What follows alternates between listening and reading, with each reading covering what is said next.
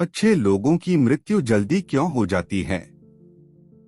मित्रों, यह एक सवाल है कि अच्छे लोगों की मृत्यु जल्दी क्यों हो जाती है।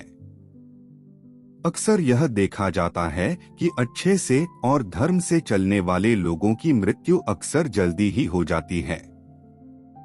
शास्त्रों में तो बताया गया है कि कलयुग में लोगों की उम्र 30 साल ही रह जाएगी और कलयुग का अंत होते होते इंसान की औसतन उम्र 20 साल ही रह जाएगी। आपने यह भी सुना होगा कि भगवान अच्छे लोगों को जल्दी बुला लेते हैं। मित्रों, धर्म कोई सा भी क्यों ना हो, हर किसी में यही बताया गया है कि जिसने इस धरती पर जन्म लिया है उसकी मृत्यु निश्चित है। और अगर बात सनातन धर्म की करें तो इसकी एक मान्यता के अनुसार बच्चे के जन्म की छठी रात ही ब्रह्मा जी उसकी किस्मत लिख देते हैं, जिसमें उसके आने वाले कल जैसे विवाह, पढ़ाई, नौकरी, यहाँ तक कि मृत्यु की तारीख तक शामिल होती है। कर्मों के कारण मृत्यु, यह निर्णय तो भगवान ही करते हैं कि किसकी उम्र कितनी है। आपने यह कहावत भी जरूर सुनी होगी कि जितनी चाबी भरी राम ने उतना चले खिलौना। दोस्तों, इस कहावत में साफ है कि किसकी मृत्यु कब होनी है यह तो भगवान ही तय करते हैं। वैसे तो अच्छे लोगों की मृत्यु जल्दी हो जाने के पीछे कई कारण हैं, लेकिन पहला कारण समझने के लिए आपको यह जानना होगा कि हम जो कुछ भी इस जन्म में करते हैं उसका जवाब हमें ऊपर यमराज को देना होता है। अगर उसके पाप का पलड़ा भारी होता है तो उसे नरक में यातनाएं काटनी पड़ती हैं, और अगर पुण्य का पलड़ा भारी हो तो उसे स्वर्ग का सुख मिलता है। और यही चक्र कई युगों तक चलता रहता है, जब तक उसे मोक्ष की प्राप्ति नहीं हो जाती। इस मृत्युलोक में हर कोई अपने किए की सजा ही भुगतने के लिए आता है।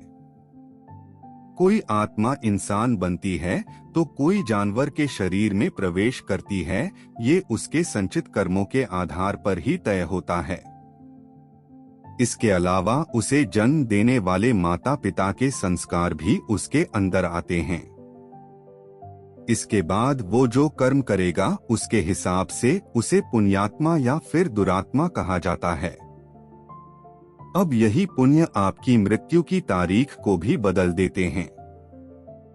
जिस तरह से एक जज जेल में रहने वाले कैदी के व्यवहार को देख उसकी सजा कम कर देता है, ठीक उसी तरह भगवान भी देखते हैं कि इंसान मृत्युलोक में जाने के बाद अच्छे कर्म कर रहा है और उसे अपने किए की सजा मिल चुकी है।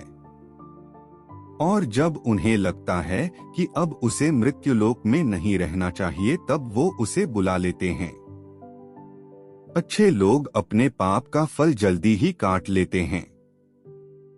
भगवान के दंड विधान के अनुसार हर व्यक्ति को केवल उतना ही दंडित किया जाना चाहिए जितना उसके पाप किया है। अब क्योंकि अच्छे लोगों के पाप कर्म बुरे लोगों के पाप कर्मों की तुलना में अधिक होते हैं, इसलिए अच्छे लोग अपने पापों का फल जल्दी ही भुगत लेते हैं।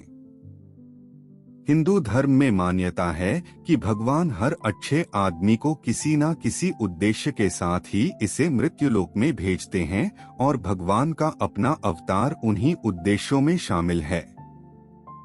इसीलिए जब वो उद्देश्य जल्दी पूरे हो जाते हैं तब भगवान उन्हें वापस बुला लेते हैं। अर्थात अच्छे लोगों की मृत्यु उनके अच्छे कर्मों पर ही निर्भर करती है। इसके अलावा आपको ये भी बता दूं कि जो लोग ये कहते हैं कि मरने के बाद इंसान खाली हाथ जाता है, उन्हें यह जान लेना चाहिए कि 3 चीजें ऐसी हैं जो मरने के बाद भी उसके साथ जाती हैं। एक है संचित कर्म, दूसरा है स्मृति और तीसरी है जागृति। इसीलिए आप अब किसी से ये मत कहना कि आप खाली हाथ आए थे और खाली हाथ जाएंगे।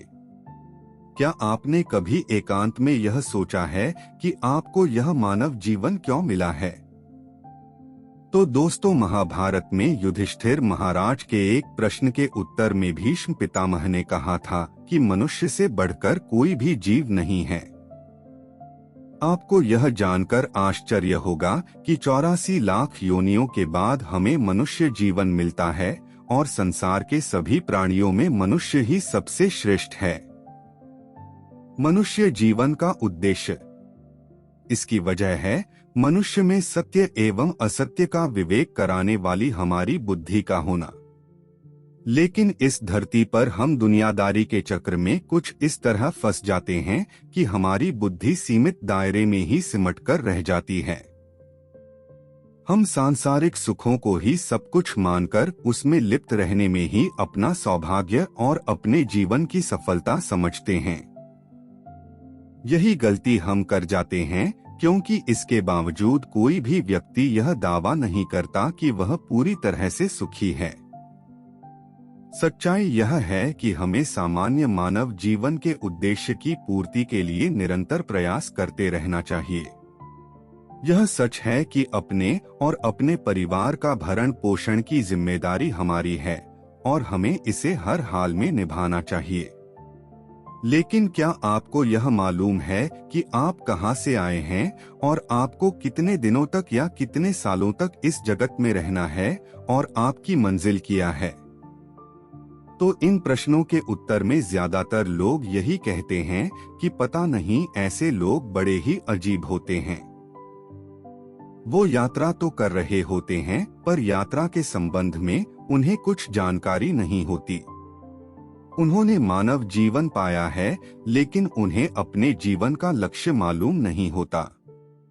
हमारे आपके जीवन का मतलब है एक उद्देश्य खोज लेना और अपने भीतर शांत रहना।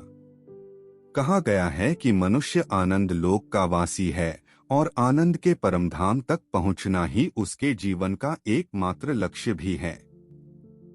इसलिए मनुष्य को इस संसार की मृग मरीचिका से निकलकर भव्य जीवन की प्राप्ति के लिए साधना के मार्ग को अपनाकर अपने गंतव्य को पहचानना चाहिए। अच्छे लोगों की मृत्यु जल्दी इसलिए होती है। इसी तरह दोस्तों, श्रीमद् भगवद गीता में भी भगवान श्री कृष्ण कहते हैं कि ये एक आध्यात्मिक और ईश्वरीय जीवन का पद है, जिसे प्राप्त करके मनुष्य मोहित नहीं होता।